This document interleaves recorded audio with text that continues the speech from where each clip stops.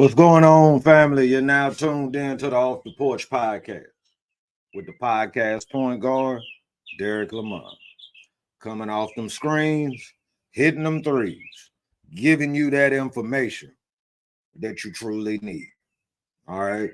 So I am your podcast point guard, Derek Lamont, a member of the C3 family, aka C3D Money. Coming to y'all talking this Panther talk, talking about these expectations of this Panthers this year. They're going into mini camp today. Last little bit of light work they do before they take a little break and get ready for training camp. With that being said,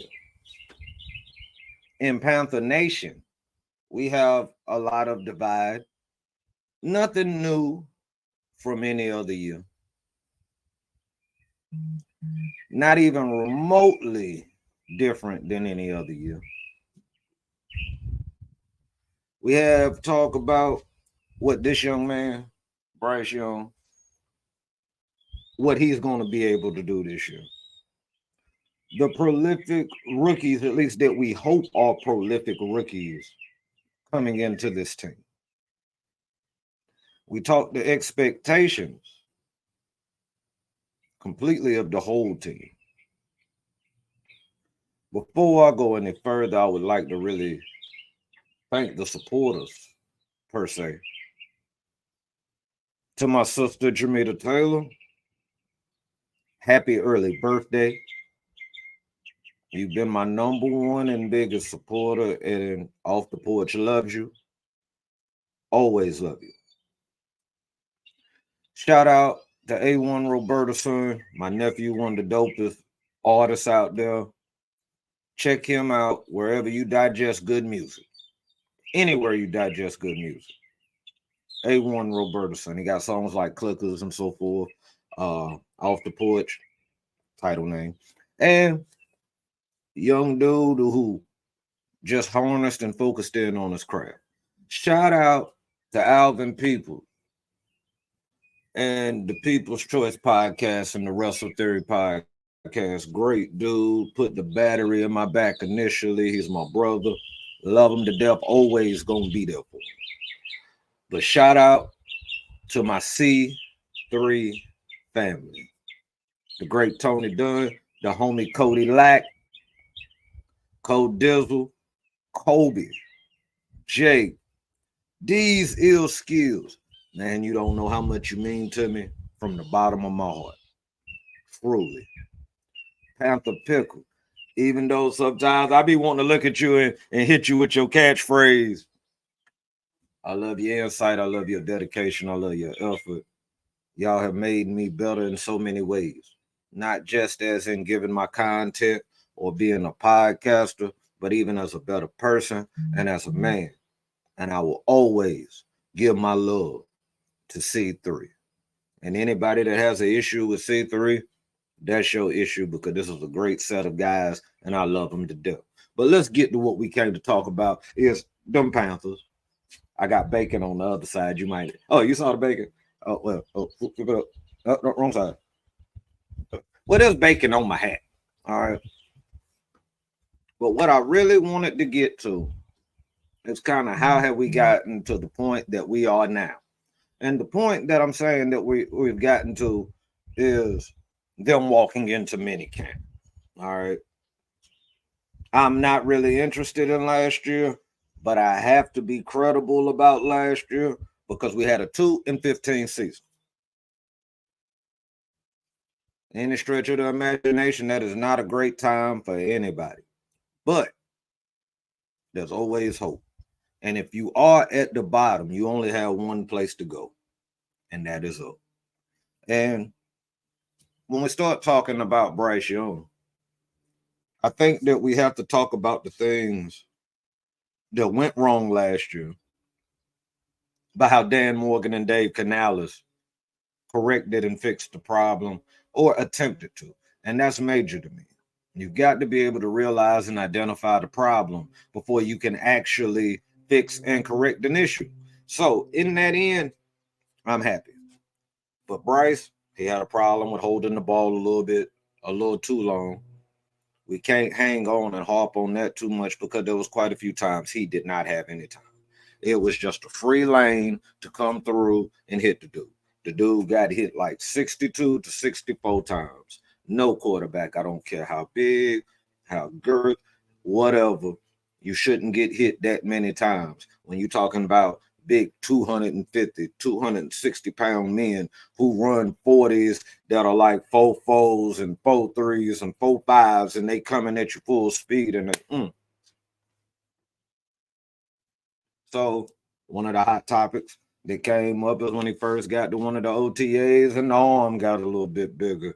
But that was common sense. I didn't really understand why everybody was so just amazed. Like, he is a young man. His body's going to continue to develop. He's in a physical and brutal sport. He had no choice. That's self-awareness. Thank God for self-awareness. But Dave Canellis in the blueprint focused on 2.7 seconds. 2.7 seconds was the measure, the absolute measure of what the ball should be coming out of the quarterback's hand. Now, for that to happen, you've got to have separation. Now, with that separation, you've got to have the receivers that have the ability to get open. In that case, last year, we only had one person, and he had to force feed him, and that was Adam Thielen. I'm not knocking Adam Thielen. I think Adam Thielen is a Hall of Famer, mainly for what he did with the Vikings. But at his age, it's totally disgusting to me that the only person that could even get open for even a split amount of time with what Bryce had was Adam Thielen.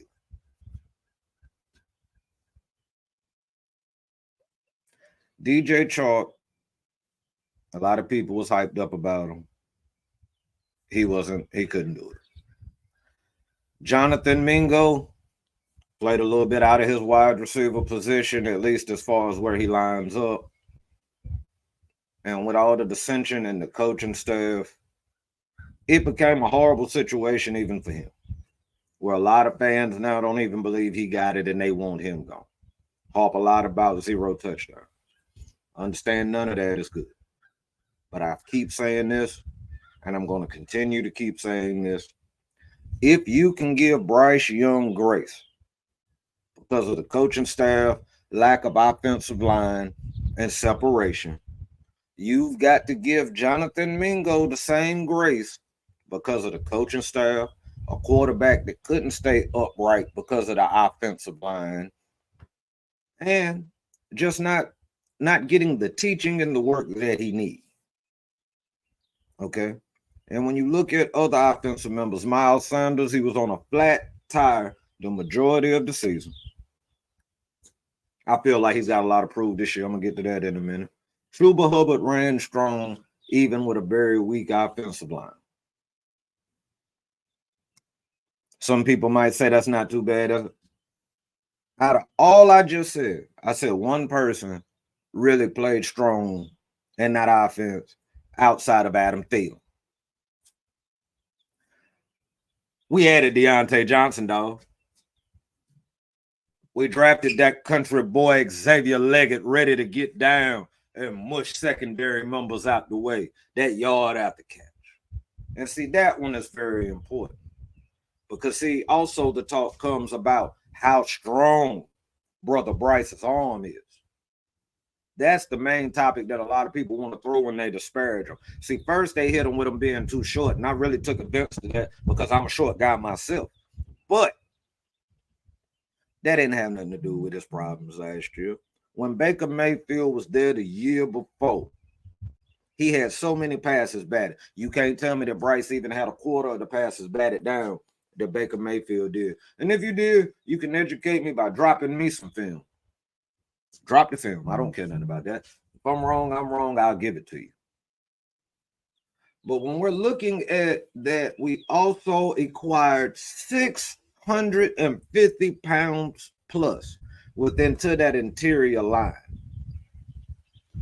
And you have Icky, who I have no doubt was totally embarrassed by the work that he gave us last year. And I expect a bounce back. Not saying Pro Bowl effort, but good enough effort for us to have a competent running offense. We're going to talk about this competency in a minute. Taylor Moton, who has been serviceable at right tackle.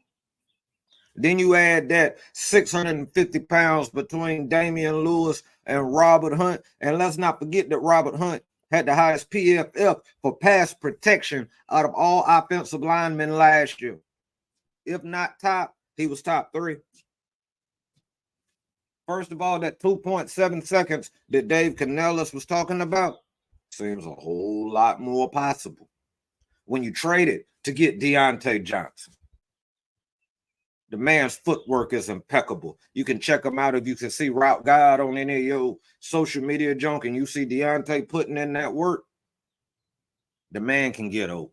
The man can run it. He is the route tree. You don't have to ask him what's in his route tree. Everybody kind of got a problem with the issues, I'd rather say, in Pittsburgh. Well, let's be quite honest. I'd be a little aggravated too if Kenny Pickett, my quarterback. I'm just going to be real with you. And some people might want to counter that. Well, he didn't do much better than getting Bryce. You don't know that. We don't have no clue what Bryce is going to bring to the table. But I expect big things for Bryce. Bryce is very accurate in certain intermediate and short areas. You have now added receivers that can get yards after catch. Tommy Trumbull started showing flashes last year at tight end. I expect to see more looks his way. In a Dave Canellis system, you can look to see more touches that way. But let's not forget about Jatavian Sanders that I'm going to get to in a minute, who's going to help with the receiving end of it. Let's talk about Ian Thomas, who is an incredible blocker. Don't know if he's going to make the 53. But I would like the opportunity for at least him to get that work in camp, that some of them blocking techniques, he can help the other guys. And if he's on the roster, fine. If not, thank you for your service. When we look at in totality, and I'm kind of jumping around because I want to make sure I get certain things off before I go certain places.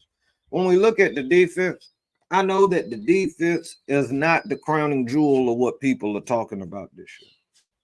But E.J. Avero has been able to take less and put at least a decent product on defense. Did they stay on the field too long? Yes, but that was because of incompetency of offense. Did they have a problem stopping the run? Yes, they did. But I think with the addition of Ashawn Robinson and the year that I feel that Derek Brown is going to have, oh boy, I'm telling you, we're going to stop the run better. Josie Jewell, who has been in the system with E.J. Avero, should hit the ground running. Shaq Thompson is healthy, and I know he wants to put a performance out there. I know he wants to have a big year, not even for longevity, but if he's going to be close, he's got less years in front of him than he does behind him. And if he wants to make that impact before he leaves the league and everything else, what better time than it is to do it now?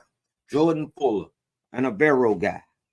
See, he brought guys that know his system that should be able to hit the ground running, and I'm confident that with a competent offense, at least staying on the field longer than what we've seen in the last 2 years, is going to benefit our defense, okay? If J.C. Horn can stay healthy, absolutely stay healthy, we know what he can do on that side of the ball. We brought in Dane Jackson, okay? I don't know what Dane Jackson can do. A lot of people don't know what Dane Jackson can do. I'm willing to give him a chance, though, because at least if we can stop the run, we can stop the run and even get some pressure on the quarterback. Like my man Panther Pickle says, a good front seven makes an even better secondary. And I believe that, people. I believe that from the bottom of my heart. If we can secure the run and get something that resembles a pass rush, we will be okay in the secondary. A lot of people want Gilly. Heck, I want Gilly. But if Gilly is not 100%, speaking of Stephon Gilmore, I know everybody don't know the nicknames, lingo, so forth, but Stephon Gilmore, if he's not 100%, or let's say he just takes up, want to be with the homie Clowney, I don't necessarily know that I need him. Shout out to Jadeveon Clowney that I'm hoping we can get a decent pass rush because the man has been a decent run stopper throughout his career. DJ Wanham, we brought him in, but he's injured. We don't know how that's going to turn out right away, and I'm cool with that. But how about this? Amari Barno. Amari Barno, 6'6", a man among men.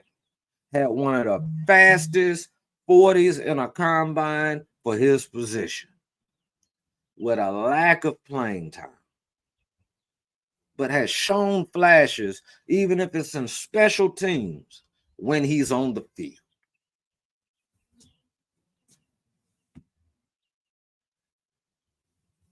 We got something cooking, people. We got something cooking. I want to talk about rookies. Sometimes our expectations of rookies can be so overly inflated. Our hope, our hearts, we be pouring out because this is what we want. This is what we need. This is how it can help lead the team. The work I see Xavier Legette make, he's going to be doing big things before the year is over with. Jonathan Brooks, if he can get healthy, and with the other running backs that we have available, I think he can be a big service to us this year. JT Sanders, same thing. Get better at blocking, learn the system. I think he can be big for us. The guy that I'm really excited about, Shaw Smith Wade. They keep raving over this kid. This kid had never played nickel slot. Learned it in 3 days at the Senior Bowl and was impressive. If that guy has that kind of acumen to pick up a system of that nature that quickly, he's going to be successful in the Avero system. He takes teaching well. He takes coaching well. And if you're saying, how do you know that? He just did it a couple of months at the Senior Bowl. It's not easy to go from an outside corner to nickel in 3 days and hit the ground running. It's just not. It's a different animal from the outside to the inside. And this kid is already doing that as a 5th round pick. He could be the steal of the Carolina Panthers. We got undrafted free agents. We got Michael Barrett in the 7th round. I felt like that was a total mistake to some NFL teams. The point that I'm making is a foundation is being built. And if you want a healthy franchise of a long, continuous streak of success, you got to build the bricks. There's going to be lumps. We're going to have some shortcomings. We're going to have some bad days. But we're building the pieces. You see that they're building a culture of competition, which now leads me to talk about Dan Morgan, Dave Canellis, this staff. Okay? I totally love Dave Canellis and what he brings to the Carolina Panthers. The excitement, the enthusiasm, the teaching, the need to put a culture together in the Carolinas. That was something we didn't get from Frank Wright. That was something we didn't get from Matt Rule. Nothing of that nature did we get. Okay? But now you got Dave Canellis and Dan Morgan, and they like to hit you with, we want some dogs. Dogs. And I'm all with them. They said that they have no loyalty to one member of this team. They are looking for guys that are going to use their minds, put their body on the line, and do what they have to do to win. That's football, people. Dan Morgan, he says what drives him when he wakes up every morning is that 2-15 season last year. He knows Canellis. He hurts off this 2-15. And he went and got his guy. See, that's what makes it important when the GM gets his guy. Because, see, then they're on the same page. And then it trickles down. Then the players see, oh, shoot, we ain't had this. The front office is aligned with the coaching staff. Oh, shoot, the head coach is lined with the OC. The OC is lined up with the DC. The position coaches are in line with the coordinators. That's what makes winning football. I didn't yell Super Bowl, but I don't see in a world where we can't have 6 or 7 wins. Next show, I'm going to pull up the schedule. We're going to go down that schedule, and we're going to see. We're going to mark it as what we think is truly winnable, a game that on paper we have no chance, and then we're going to look at the in-between, where it could go either way. The reason that I'm so thoroughly excited, besides the fact that I am the Panther with the optimism, I've always been the Panther. Through the roughest of seasons, that Panther optimism always stays in my heart. Just lives there.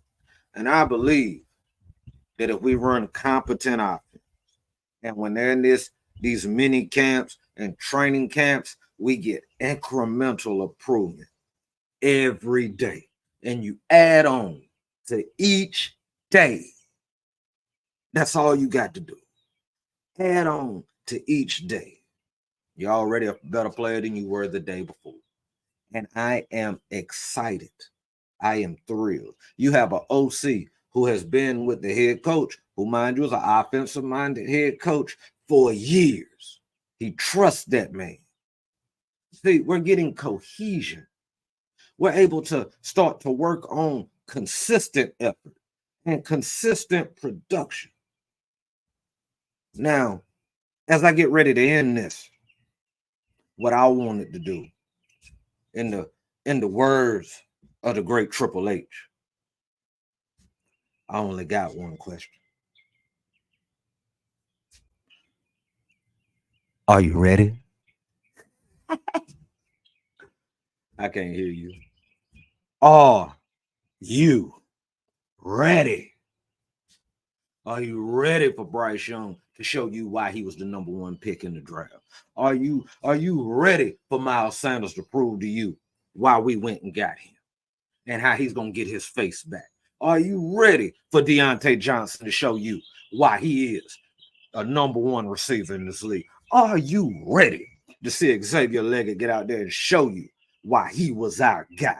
Are you ready to see this defense get down and hold teams and we're in these games? Are you ready for J.C. Horn to be healthy all year and to do big things? Are you ready for a competent team that has built the foundation that is ready to win? Now, I end every podcast because I'm a man of love and I love y'all. If nobody today told you that you matter, you matter. If nobody has told you today that they love you, I love you. And just like anytime I get up here and talk Panther football, baby, pounding.